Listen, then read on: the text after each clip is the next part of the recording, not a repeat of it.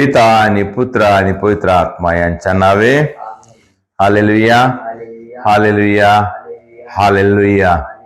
ख्रिस्तामध्ये उपस्थित प्रिय बंधू आणि भगिनीनो, आज 11 फेब्रुवारी लूर्द मातेचा सण.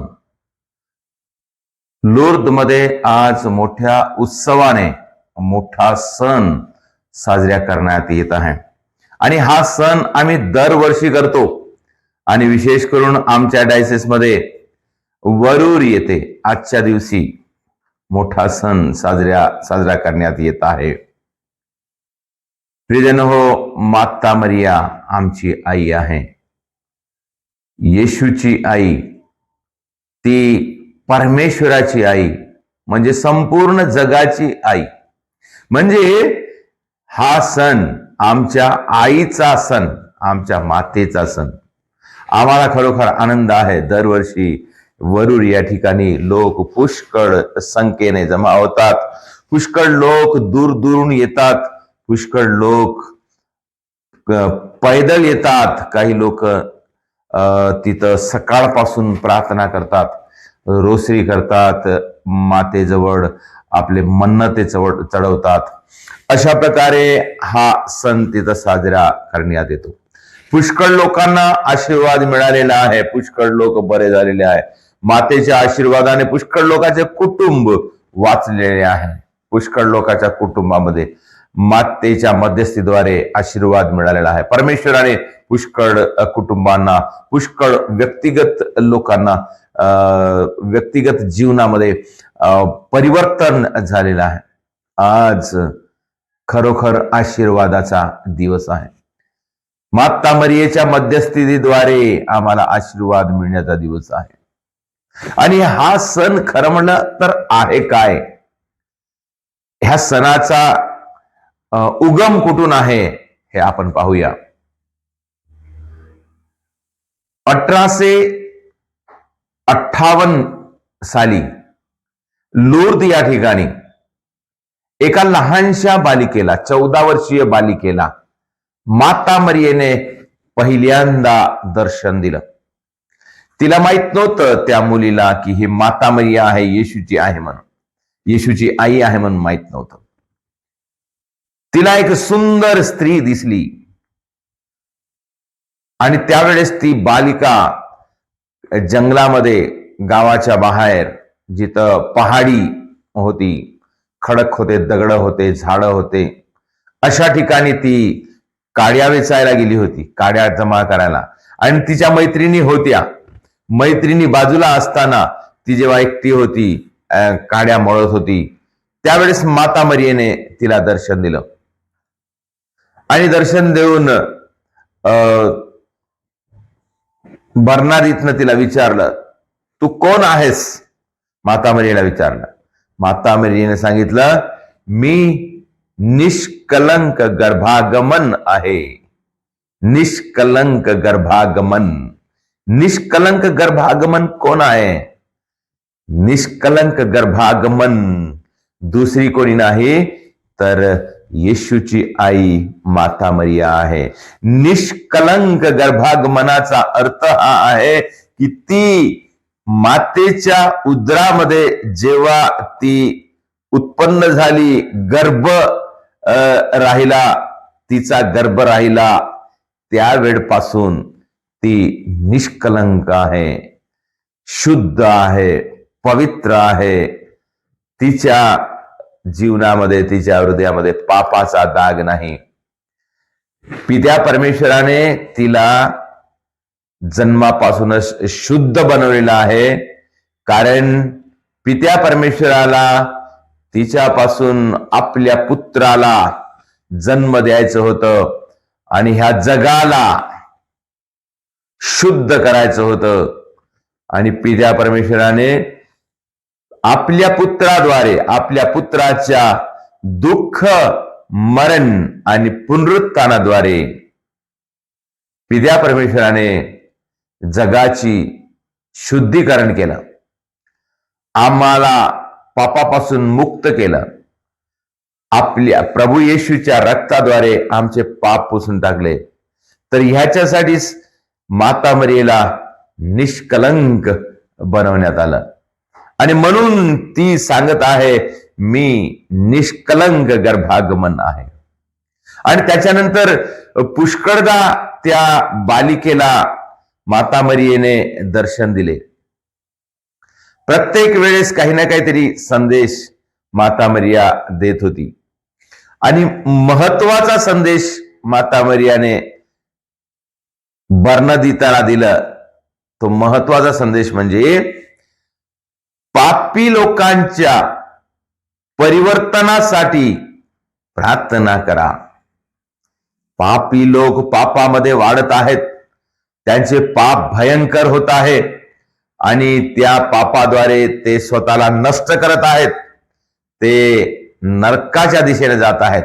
म्हणून माता मरिया काय म्हणत आहे, तुम्ही म्हणजे आम्हा सर्वांना, जे लोक येशूवर विश्वास ठेवतात, जे लोक भक्तिवान आहेत, जे भक्ती करतात, त्या सर्वांसाठी माता मरिया संदेश देत आहे की पापी लोकांच्या परिवर्तनासाठी प्रार्थना करा.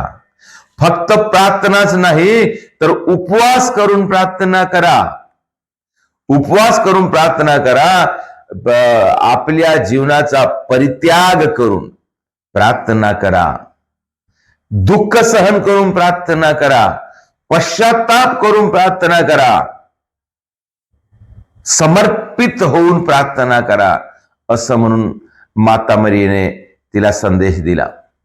आणि पुन्हा माता मरियेने तिला म्हटलं की इथं माझ्या नावाचं एक चॅपल म्हणजे लहान मंदिर बनवा, म्हणजे ग्रोटो बनवा.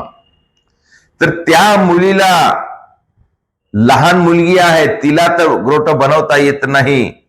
मग काय करावं? ती म्हणाली बिशपला जाऊन सांग. आता मी बिशपला सांगण्यासाठी माझ्याजवळ काय आहे? मी कोणत्या अधिकाराने सांगणार? मी काय म्हणून सांगणार? तर त्यावेळेस माता मरियेने त्या बालिकेला एक चमत्कार दिला, चमत्कार दाखवला.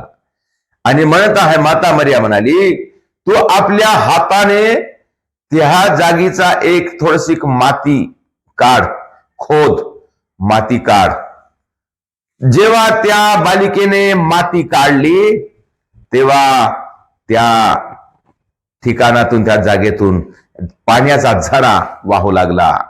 आणि जेव्हा पाण्याचा झरा वाहू लागला तेव्हा तिथं खूप पाणी झालं आणि पाणी वाहतच राहिलं, वाहतच आहे. अजूनही ते पाणी वाहत आहे. आणि जिथं जे कोणी त्या लूर्द या ठिकाणी गेले असतील त्यांना माहित आहे. आणि ते पाणी एवढं शक्तिशाली आहे की जे कोणी त्या पाण्याला स्पर्श करतात, ते पाणी प्राशन करतात, त्याच्यामध्ये कोणताही रोग असला तर तो दुरुस्त होतो.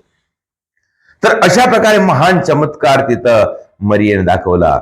आणि ह्या चमत्कारावर आधार ठेवून त्या बालिकेने बिशपकडे जाऊन संदेश दिला आणि त्यांनी येऊन त्याची पाहणी केली.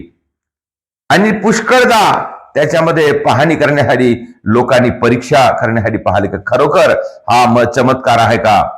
अशा प्रकारे एकदा फ्रान्स मधून 25,000 लोक त्या ठिकाणी जमा झाले. आणि त्या ठिकाणी त्यांच्यामध्ये जेवढे काही रोगी लोक होते ते सर्व बरे झाले.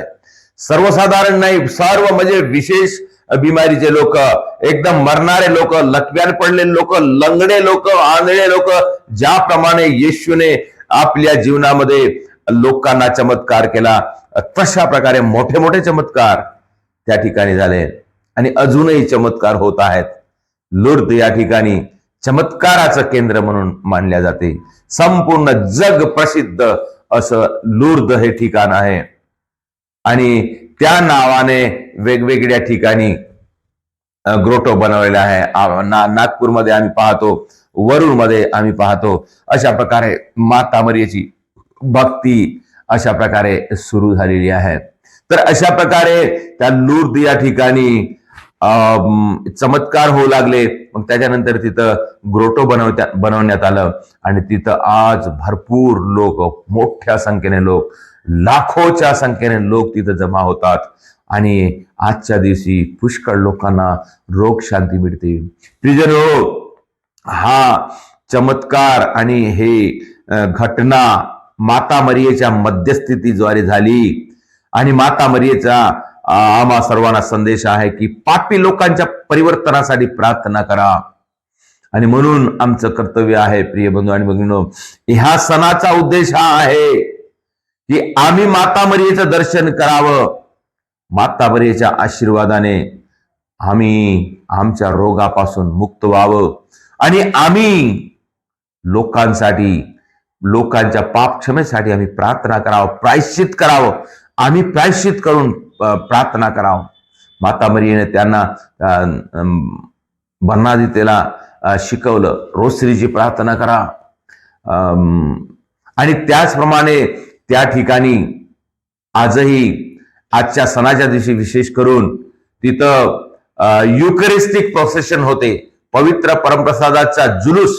आणि जेव्हा ते जुलूस घेऊन निघतात त्या माता मरियेच्या त्या लुर्द या ठिकाणी, आणि त्या जुलूसाद्वारे, त्या पवित्र परमप्रसादाच्या जुलूसाद्वारे जे लोक त्याला स्पर्श करतात ते सर्वच्या सर्व बरे होतात.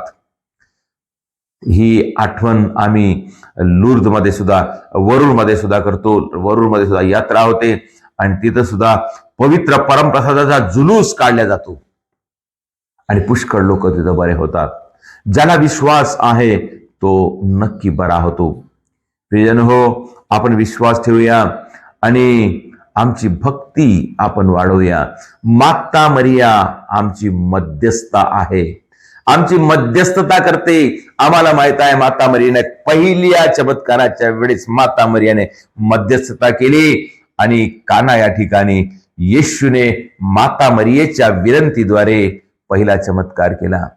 त्याच्यानंतर येशूने पुष्कळ चमत्कार केले आणि त्याच्यानंतर माता मरिया नेहमी येशू सोबत होती. आणि सर्वात महत्वाची गोष्ट म्हणजे येशू जेव्हा मरण पावला क्रूसाच्या खाली, माता मरिया, जसं येशूला दुःख झालं तसं माता मरियेला सुद्धा, आईला दुःख झालं, ते दुःख सहन करत माता मरिया तिथं उभी होती. आणि अशी दुःख सहन केलेली माता आज आमची आई आहे, आमची आई आहे. आणि माता मरिया या जगामध्ये भरपूर ठिकाणी, वेगवेगळ्या ठिकाणी दर्शन देत आहे. आणि हे दर्शन देऊन माता मरियेचा आम्हाला संदेश हाच आहे की आम्ही प्रार्थना करावं.